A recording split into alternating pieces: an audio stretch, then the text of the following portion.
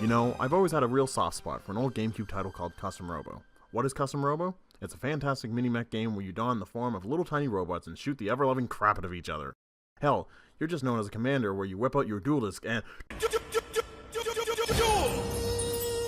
These holograms are miniature battle coliseums cleverly called Holoseums. This is basically where you dive into the Matrix and duke it out with other commanders and their Decepticon-style robots. While diving into battle with people, you basically stand around awkwardly like life-size Rock'em Sock'em robots, where anyone can just walk up and shank you while your mind is logged on. The Matrix has you. And I don't just mean you battle people for fun. Here's where the story gets silly. Everyone does this. Criminals trying to steal shit? Police challenge perps to a children's robo game.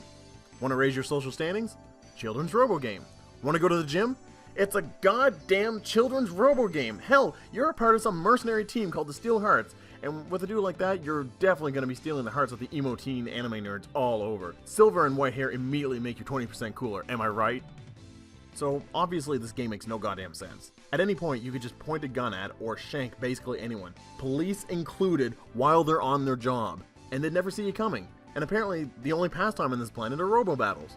What's even more ridiculous is that you, the main character, were given a new original Robo, do not steal, and have never ever battled in one of these robo battles before. Yet your dad sends you a note from beyond the grave to become the very best, like no one ever was. But wait, it gets even better. When you do go on your first mercenary mission, you don't even have a clue to us why everyone's standing around doing their best statue impression. Okay, so you mean to tell me that I'm supposed to become the very best, like no one ever was? Whoops, wrong franchise there. And I haven't even seen a Holoseum battle? Dude, like, what rock have you been living under? Did you just wake up from a damn coma? This is literally the only thing that exists in this city. Kids do it for fun, police do it to stop crime, and criminals do it to commit crimes. And oddly enough, police and crooks play by this code of honor system that you can't attack someone who's dived into a battle. Dude, no offense, but I don't think becoming the best is a realistic goal. For crying out loud, you need a license just to be able to use these things because they're actually dangerous. Hell, they could even kill you. So okay, all I've done is harp on how dumb everyone in this game is, and the logic that's used in it. But that's part of what makes it so endearing. Characters have a lot of personality to them. It's fun. They're fun. The only real kicker to all this personality is that you often get lengthy dialogue with exposition in it. And I mean, it's long. Hell, sometimes even the game's like, whoa, that's a lot of talking. Let's save the game so you don't have to put up with that again. Just smack dab in the middle of the conversation. So, what about gameplay? Sure, characters are full of personality, but you spend more time fighting with giant, tiny robots. How's that feel? And it feels great. You can have up to 4 players in a battle, leading to some sweet 1v1, 2v2, 1v4, 1v2, and free-for-alls. A robot's performance is based around its run speed, jumping ability, damage power, air dashing, toughness, and weapons. In addition, each robo can be customized to have a different body, gun, bomb, pod, and leg type. Basically, which robo you choose and which layout you equip to it will change how you perform in battle. So, as the name of the game implies, you can really customize your robo. Although, you do only start with the standard everything for your robo, and it kinda sucks. You're basically starting off with the worst weapons of the game. As the story progresses, you will unlock more and more cool equipment to get for your robo, and more robos to actually pilot, that being like the main body part. As you dive into the Matrix to battle an opponent, you get the super unfair advantage of seeing what they have equipped, so when you get new swag, you can actually prepare appropriately for the upcoming battle. Some robo bodies tank hits and dish damage, meaning they're pretty hard to knock down. Some robos air dash, whereas others just fly. Some get extra jumps, and some are easy to knock down but dart all over the place. Then, with your weapons, you can choose between rapid fire, close range, curving shots, vertical attacks. These are all designed with their own strengths and drawbacks. To fire, you have to stop running however, or air dashing or air jumping. Oddly enough, you can still fly though. This is similar to how bombs work, generally slower, however, you can aim where you want to fire it. This allows you to trap your opponents or blast them in specific directions. Your last weapon type available to you are your pods, which are basically floating mines that you can set up around the map, again with varying traits. Some are designed to home in on aerial enemies, some dash around, and some are meant to herd robos in a particular direction. The last changeable available to you are your legs, where you can trade off speed for running control, increase or decrease dash distance, or change how high you jump. If there was a single word I'd use to describe this game, I'd say variety. And that's all before we even enter combat. Every battle starts with you as a die, that is to say dice, but singular if you don't follow, shoved directly into a cannon. From there, you can aim where you want to launch yourself anywhere on the map. This offers you a chance to get the most optimal location from your opponent. Upon landing, you will count down to 0 before being released from your cube. This is like the most random factor in the game because sometimes they hit 6 and you hit 1 or vice versa, so sometimes you get a free hit and sometimes your opponent gets a free hit on you.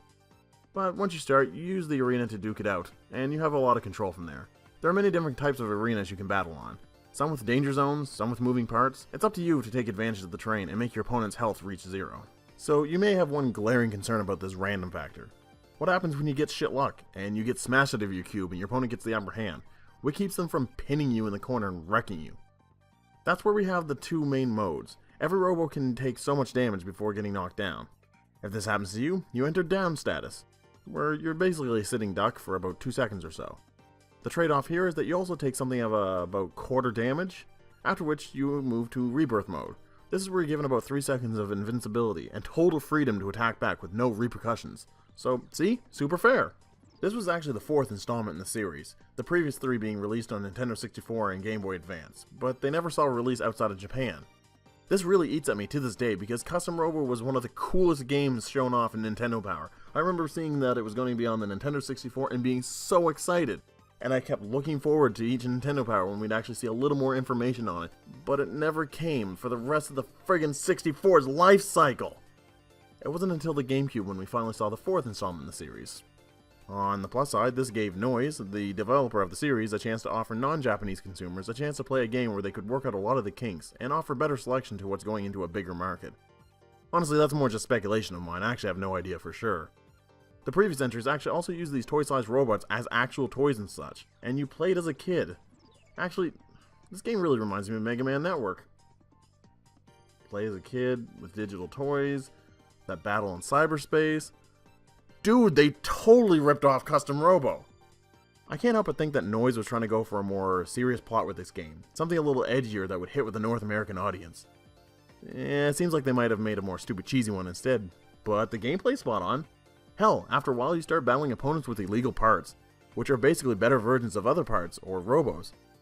The game is by no means easy, and if you're planning to unlock everything, it's gonna be one hell of a ride.